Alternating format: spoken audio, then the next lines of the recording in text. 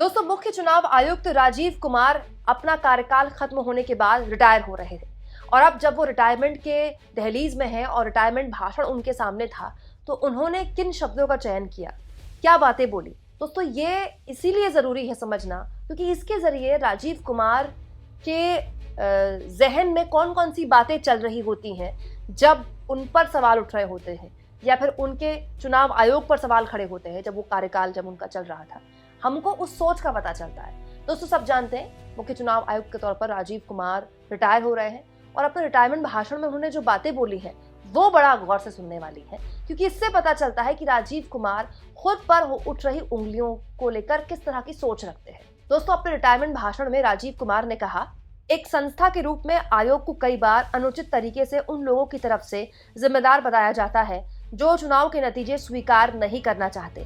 एक चिंता इस प्रवृत्ति का बढ़ना भी है कि चुनाव लड़ने के बाद चुनाव अधिकारियों को निशाना बनाया जाता है, अपनी सुविधा से बलि का बकरा बना लिया जाता है। दोस्तों, राजीव कुमार ये कह रहे हैं कि ये एक चलन बढ़ गया है। इस चलन में ये होता यह है कि जो शख्स चुनाव हारता है, जो भी पार्टी चुनाव हारती है, वो चुनाव आयोग को बलि का बकरा बनाती है और व्यक्तिगत तौर पर चुनाव आयोग जो चीफ होते हैं उनको टारगेट किया जाता है। ये जो प्रवृत्ति है ये बहुत खतरनाक है, ये कह रहे राजीव कुमार।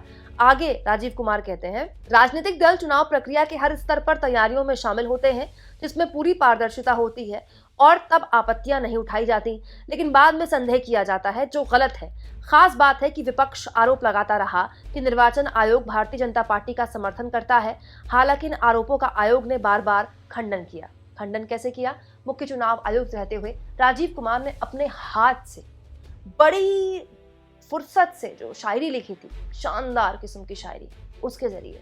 दोस्तों, राजीव कुमार कुछ भी करे, कम से कम विक्टिम कार्ड न खेले क्योंकि विक्टिम कार्ड खेलने का उनका अधिकार नहीं है। जिस पद में वो थे उनकी जवाबदेही बहुत सॉलिड बनती थी जिसमें वो चूके हैं। हाँ, जहां तक बात है दोस्तों विपक्ष की, तो विपक्ष ने सवाल उठाए और इसके लिए वो स्वतंत्र है। ये बात भी सही है दोस्तों कि विपक्ष ने जितने भी सवाल उठाए उन सवालों का जवाब ना तो विपक्ष को कभी मिला और ना ही चुनाव आयोग ने उन सवालों का जवाब कभी जनता को दिया।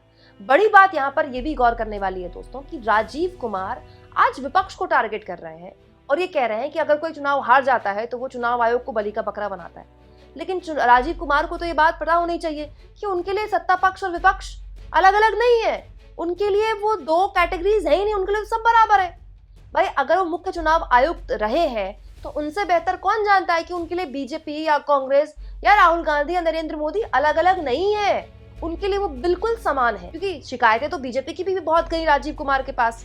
दूसरा और सबसे महत्वपूर्ण बात दोस्तों, राजीव कुमार सिर्फ पल्ला नहीं झाड़ सकते ये कहते हुए कि उन्हें बलि का बकरा बनाया जाता है या फिर चुनाव आयोग को टारगेट किया जाता है, क्योंकि राजीव कुमार का नाम इतिहास में दर्ज हो चुका है ऐसे चुनाव आयुक्त के तौर पर जिन पर जितने उंगलियां उठी, जिनके रहते चुनाव आयोग पर जितने साख पर बट्टा लगा चुनाव आयोग का, आज तक कभी नहीं लगा। नेवर, आज तक मैंने अपने पत्रकारिता की हिस्ट्री में कभी नहीं देखा, उससे पहले भी कभी नहीं देखा कि किसी मुख्य चुनाव आयुक्त पर इतनी उंगलियां उठी हों। CSDS का आंकड़ा बताता है दोस्तों कि राजीव कुमार के रहते चुनाव आयोग की साख आम लोगों के बीच घटी है। तो ये जो CSDS का सर्वे है ये कुमकुम बिनवाल ने तो किया नहीं, ना ये राजीव कुमार ने किया, ना ये राहुल गांधी ने किया है। ये CSDS का आंकड़ा आम लोगों के बीच जाकर किया गया ना एक स्वतंत्र संस्था द्वारा। मतलब लोग भी सड़क में चलते ये बात अब स्वीकार करते हैं कि चुनावी प्रक्रिया राजीव कुमार के मुख्य चुनाव आयुक्त रहते हुए कॉम्प्रोमाइज की गई। तो बहुत टेक्निकल पे तो हम जा भी नहीं रहे। राजीव कुमार इतने सीनियर मोस्ट अधिकारी रहे हैं, वो इससे बेहतर क्या जानते हैं कि उनके सामने क्या क्या हुआ है। प्रधानमंत्री ने लोकसभा चुनाव में खुलेआम एक संप्रदाय विशेष के खिलाफ घुसपैठिए शब्द का इस्तेमाल किया। मछली, मटन, मंगलसूत्र से शुरू होते होते मुजरे तक आ गए, लेकिन कोई एक्शन हुआ मोदी पर। यहाँ तक कि झारखंड जैसे छोटे राज्य में तक सांप्रदायिक चुनाव लड़ा गया मोदी द्वारा। रोटी बेटी माटी की पुकार, बेटी के नाम पर वोट मांगा गया। देश के इतिहास में बेटी के नाम पर वोट मांगा किसी प्रधानमंत्री ने? मोदी ने मांगा। दोस्तों, अगर भाषा की मर्यादा राहुल गांधी ने तोड़ी तो राहुल गांधी पर भी एक्शन होना चाहिए, वैसे ही मोदी पर भी होना चाहिए। क्या एक्शन हुआ? अरे राहुल गांधी और मोदी तो छोड़िए, राजीव कुमार तो किसी बड़े बीजेपी नेता पर एक्शन नहीं ले पाए। योगी आदित्यनाथ खुलेआम कटेंगे तो बटेंगे जैसे इतने घोर सांप्रदायिक और नफरती भाषण, इतने एग्रेसिव भाषण जो एक संप्रदाय विशेष के खिलाफ भड़काते हैं जनता को, वो भाषण दे रहे थे और न्यूज चैनल्स पर खबरें बना रहे थे कि योगी का ये भाषण हरियाणा जिताएगा। योगी का ये भाषण महाराष्ट्र जिताएगा, योगी का ये भाषण दिल्ली जिताएगा, और राजीव कुमार तमाशा देख रहे थे। इसीलिए मैंने बोला दोस्तों, राजीव कुमार कुछ भी कर सकते हैं, विक्टिम कार्ड नहीं खेल सकते कि हाय मुझे टारगेट किया गया, हाय मेरे ऊपर इतने लांछन लगाए गए।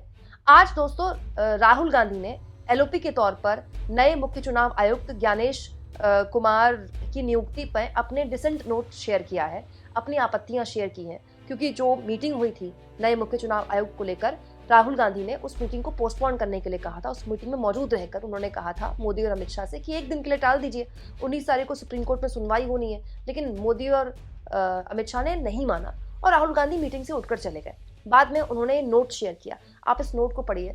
इस नोट में कहीं भी ज्ञानेश कुमार का जिक्र नहीं है, ज्ञानेश कुमार का नाम तक नहीं लिया गया है नए सीईसी का, क्योंकि विपक्ष की ये जो लड़ाई है, चाहे वो किसी भी दल की हो, चाहे वो आम आदमी पार्टी की हो, चाहे कांग्रेस की हो, चाहे वो उद्धव ठाकरे की पार्टी की हो, चाहे वो शरद पवार की पार्टी की हो, ये पूरी की पूरी लड़ाई किसी व्यक्ति विशेष की नहीं थी। अब राजीव कुमार रिटायर हो गए, राजीव कुमार को कौन पूछेगा, कोई आरोप नहीं लगाएगा राजीव कुमार पर। ये जो सवाल थे ये चुनाव आयोग पर थे। राहुल गांधी का ये नोट पढ़िए, कहीं भी आपको ज्ञानेश कुमार का नाम नहीं मिलेगा कि उनको ज्ञानेश कुमार के अपॉइंटमेंट में दिक्कत है।